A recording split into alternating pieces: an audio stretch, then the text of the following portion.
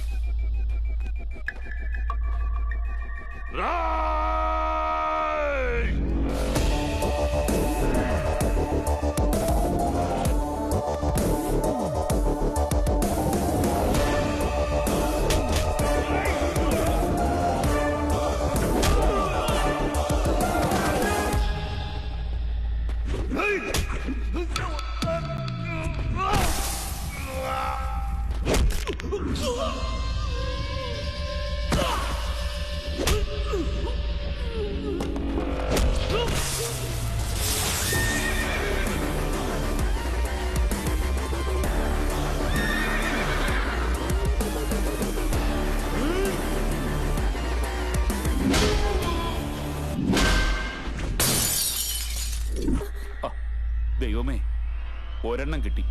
ഇനി എന്താവോ?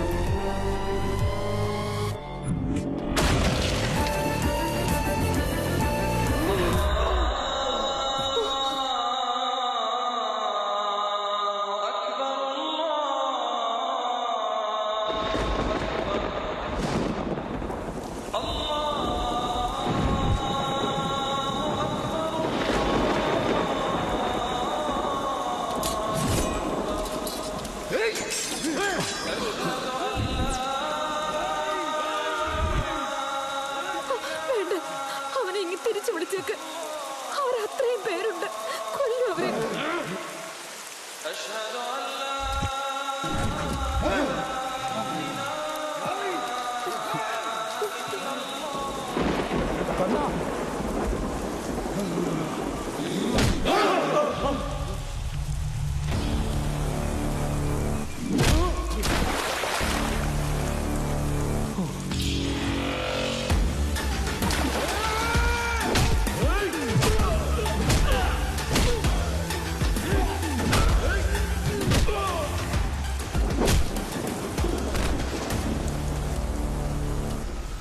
എന്റെ ഏരിയയിൽ വന്നിട്ട് എന്റെ ബാക്ക്ഗ്രൗണ്ട് എന്താണെന്ന് അറിയണം നിനക്ക്? ബാക്ക്ഗ്രൗണ്ടോ? എന്ത് കോപ്പിലെ ബാക്ക്ഗ്രൗണ്ട്? നിനക്കെന്ത് ബാക്ക്ഗ്രൗണ്ടാണ്? കൂലിത്തല്ലും ഗുണ്ടായുസം കൊണ്ട് നാട്ടുകാരെ പിടിച്ചു പറിക്കുന്നു.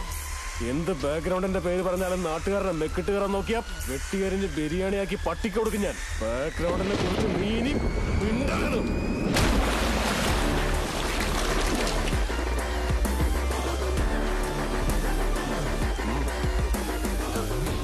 അയ്യോ അമ്മേ, ഒന്ന് ചുമ്മാ ഒന്നും പേടിക്കണ്ട. കണ്ണാ, വല്ല കുഴപ്പമുണ്ടോടാ? ഒന്നുമില്ല ചിറ്റപ്പ. എന്തെങ്കിലും കുഴപ്പമുണ്ടെങ്കിൽ പറയണ. എന്ത് കുഴപ്പമാണെന്നേ?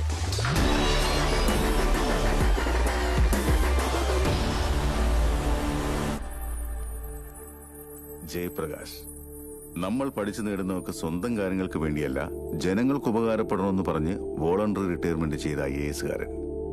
I am so proud of you. എന്താ വിശേഷം?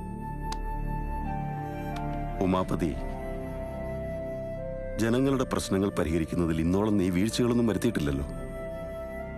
ഒരു കൊലപാതകം നടന്ന് ഇത്ര ദിവസം കഴിഞ്ഞിട്ട് അവർക്കെതിരെ ഒരു ചെറുവിരൽ പോലും അനക്കാൻ അധികാരികൾക്ക് ആർക്കും കഴിഞ്ഞിട്ടില്ല. കൊലപാതകമോ? എവിടെ? വിജയ് ധനുഷ്. അവൻ ഇവരുടെ അച്ഛനെയാ കൊന്നത്. എന്തിനു വേണ്ടിയാണെന്ന് പോലും ആരും അന്വേഷിക്കാൻ ശ്രമിച്ചില്ല. ശരിക്കും പ്രോബ്ലം എന്താ? ഇതാ നോക്ക്, ഇവിടം പൊന്നുവിളയുന്ന മണ്ണാണ്. നിരവധി കുടുംബങ്ങളുടെ ഉപജീവന മാർഗം. ഇപ്പൊ ഇവിടെ ഓയിൽ റിഫൈനറിക്കുള്ള പൈപ്പ് ലൈൻ ഇടാൻ പോവുകയാണത്രേ. ആ കമ്പനിയിൽ ജോലി ചെയ്യുന്ന വളരെ കുറച്ചു പേർക്ക് വേണ്ടി ഇത്രയും പേരുടെ ജീവിതമാണ് നഷ്ടപ്പെടുന്നത്. എയർപോർട്ട് വരാൻ വേണ്ടിയിട്ടാണ് ലാൻഡ് എടുക്കുന്നതെങ്കിൽ കൊടുക്കാം, ഡെവലപ്മെന്റ്സ് ഉണ്ടാകാൻ വേണ്ടിയിട്ടാണ്. റോഡ് വെട്ടാനായി ലാൻഡ് വിട്ടുകൊടുത്താലും ഓക്കെ, ജനങ്ങൾക്ക് ഉപകാരപ്പെടാൻ വേണ്ടിയിട്ടാണ്. ഫ്യൂച്ചർ ജനറേഷൻ ഉപകാരപ്പെടാൻ വേണ്ടിയാണെങ്കിൽ ഇതൊക്കെ മാത്രം ഉണ്ടായിട്ട് കാര്യമില്ല. അടിസ്ഥാനപരമായി വേറെയും ചില കാര്യങ്ങളുണ്ട്. പക്ഷെ ഇത്രയും പേര് എവിടെയോ ഉള്ളവർക്ക് വേണ്ടി ഇങ്ങനെ ത്യാഗം ചെയ്യണമെന്ന് പറഞ്ഞാൽ എങ്ങനെ? ഒരു വ്യക്തിയുടെ പ്രയോജനത്തിന് വേണ്ടി ഇവിടുത്തെ ജലവും കൃഷിയും ഭൂമിയും ഒക്കെ നശിപ്പിക്കുന്നത് കണ്ട് നമുക്ക് എങ്ങനെ നോക്കി നിൽക്കാൻ കഴിയൂടാ? ഏറ്റവും സങ്കടപ്പെടുത്തുന്നത് എന്താണെന്ന് വെച്ചാൽ ഈ പ്രൈവറ്റ് കമ്പനിയുടെ കാര്യത്തിൽ CM-ന്റെ മോൻ ഇൻവോൾവ് ചെയ്തിട്ടുണ്ടെന്നുള്ളതാ. അതുകൊണ്ടാവും ആരും റിയാക്ട് ചെയ്യാൻ തയ്യാറാവാത്തതും. ചെയ്യില്ല, ഞാൻ പോലും. ഞാൻ പറയുന്നത് നീ ശ്രദ്ധിച്ച് കേൾക്കണം. CM-ന്റെ ബലത്തിലാണ് മകനെന്നാണോ നീ കരുതുന്നത്? അല്ല, മകന്റെ ബലത്തിലാണ് CM. അതുകൊണ്ടെന്താ, നീ പറഞ്ഞ വിഷയം ഓൾറെഡി അദ്ദേഹത്തിന്റെ ടേബിളിന്റെ പുറത്തുണ്ട്. അതാണ് അവന്റെ പവർ. ശരി ശരി, ഞാനൊന്ന് നോക്കട്ടെ. ഏതായാലും ജനങ്ങളുടെ പ്രശ്നമല്ലേ. മോൾക്ക് കല്യാണമൊക്കെ ആലോചിക്കുന്നുണ്ടോടാ? അമ്മയില്ലാത്തതല്ലേ, നല്ലതുപോലെയൊക്കെ ആലോചിച്ചിട്ട് വേണേ. നല്ലത് നീ തന്നെ ഒന്ന് നോക്കടാ. ശരി, വീട്ടിലേക്ക് പോവാം, ഭക്ഷണം കഴിക്കാം. ഇപ്പൊ വേണ്ട, എല്ലാരും ഉണ്ടല്ലോ, പിന്നീടാവട്ടെ. അതിരിക്കട്ടെ, വീട്ടുകാരിക്ക് എങ്ങനെയുണ്ട്?